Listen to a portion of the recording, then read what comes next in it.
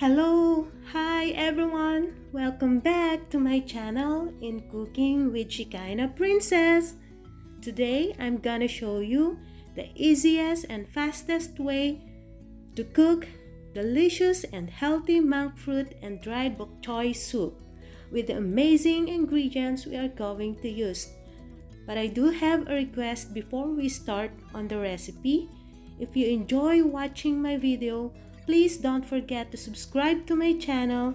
It means a lot to me. Thank you. Okay, let us start with the recipe.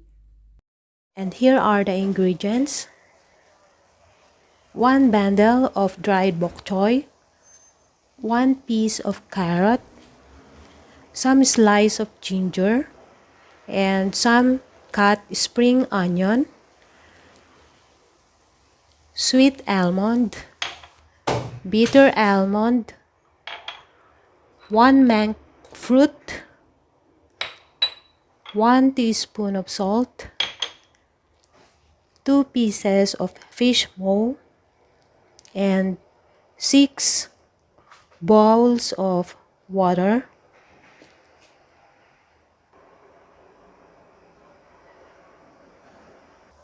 The fish maw should be washed and cleaned and soak it for 1 hour to make it soft. And after 1 hour, we need to cut it into pieces, 4 pieces. Then we need to blanch it. So we need to boil 1 bowl of water to blanch the fish maw. Add the ginger. Add the spring onion. And add the pieces of fish maw.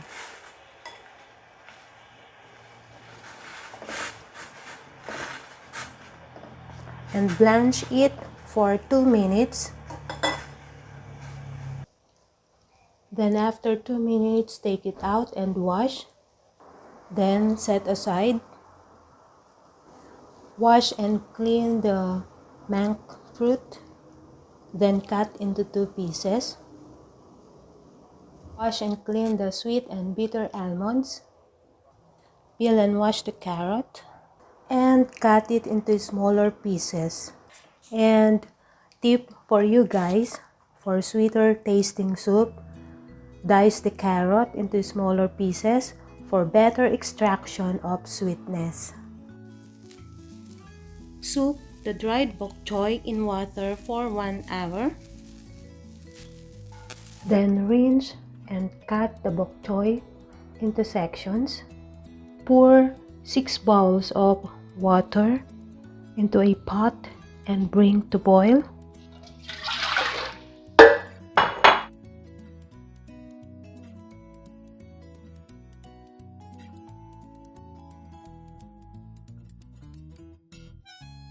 The water is hot and boiling.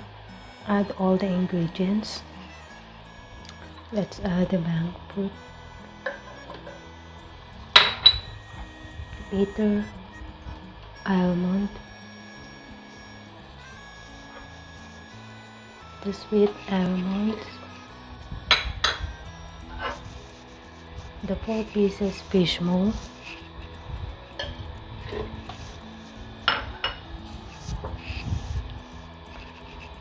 the carrots,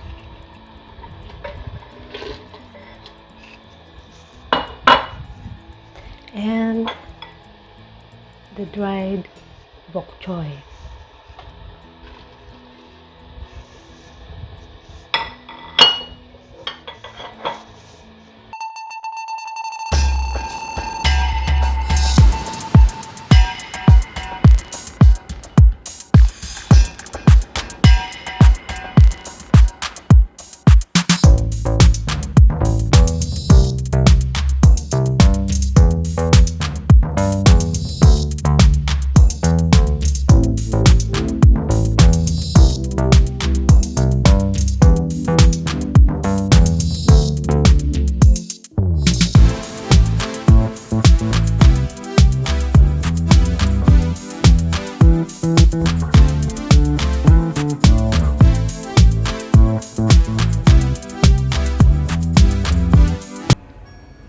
stir well.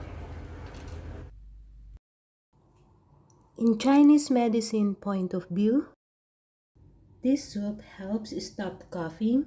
It is effective in healing weak lungs, relieve sore throats, and reduce phlegm. It is also said to be anti-inflammatory and may keep blood sugar levels stable.